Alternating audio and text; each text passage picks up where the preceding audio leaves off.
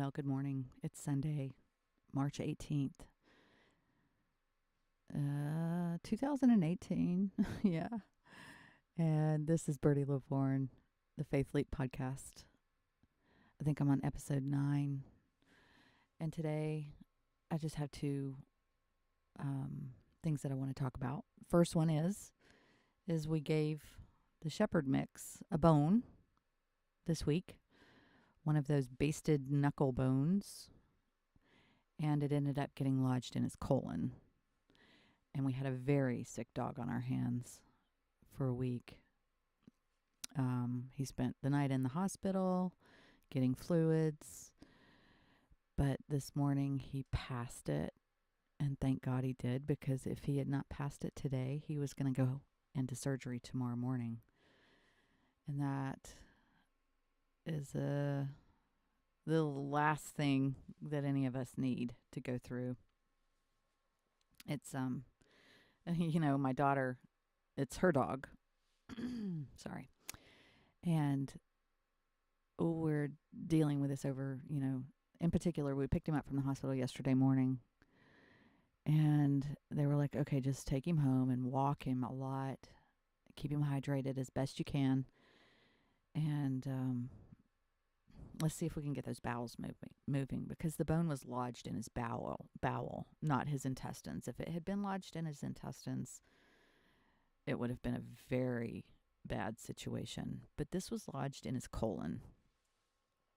And so she took him on like 5 miles worth of walking yesterday.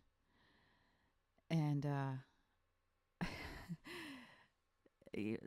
the stress level was extremely high between her and I, because we're both, just a little hysterical inside, because this dog is straining to go to the bathroom and his rectum is bleeding, and he's, it's just not a really good situation at all.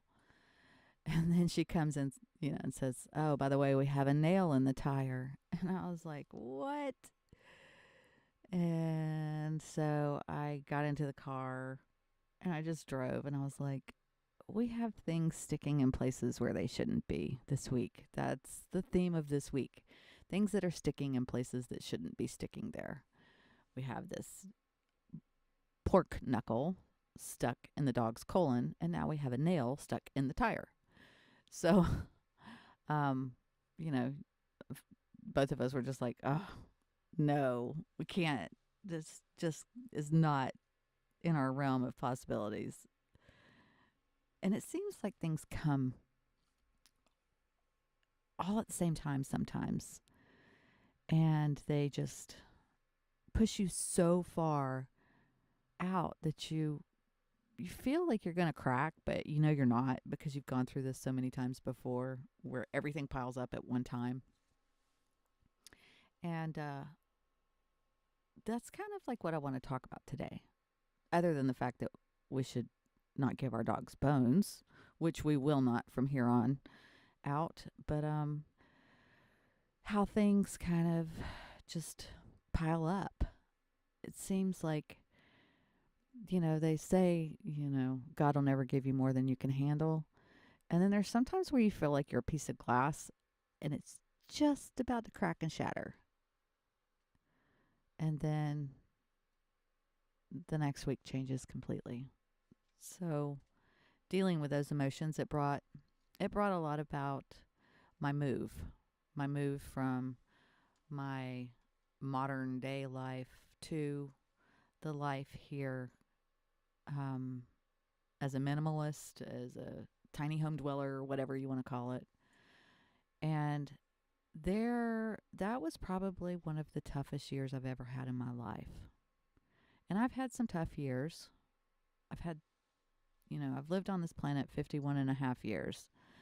And I have had just some really rough years.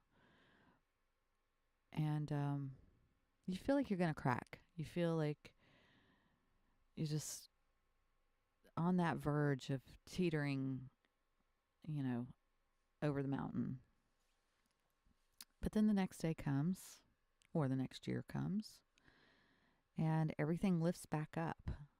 it's this ebb and this flow. It's like there's so much wisdom gained when you're in this darkness. What I call it is the dark night of the soul, but I think that's a much bigger conversation than just having a bad week. That is a life transformation event that I have spent the last 10 years in, this dark night of the soul. But the sun always does seem to come up, and it almost makes you appreciate everything more. You know, when the year that I had spent this past year, there were so many emotions and so many dark, suppressive days with having no money, no stability for the most part. That mostly being mental stability. I've had physical stability all of my life for the most part. I've had friends or family who have said, you know, we're family, we got you. But there's something that goes unsaid, and I don't believe that there's words for it.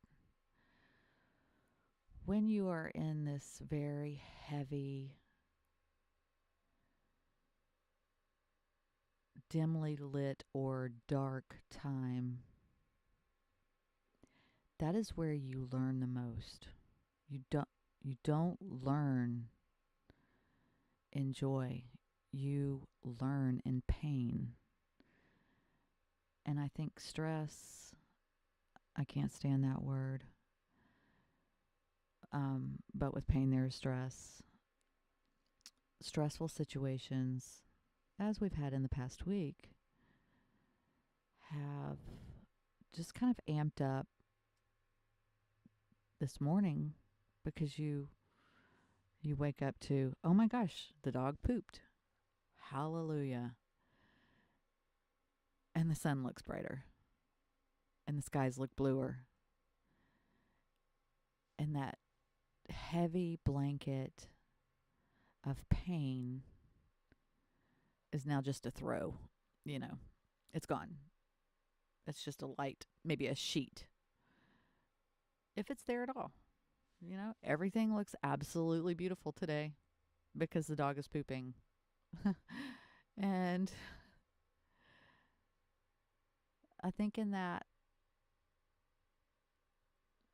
it's loving when you are in this darkness, this weighty situation.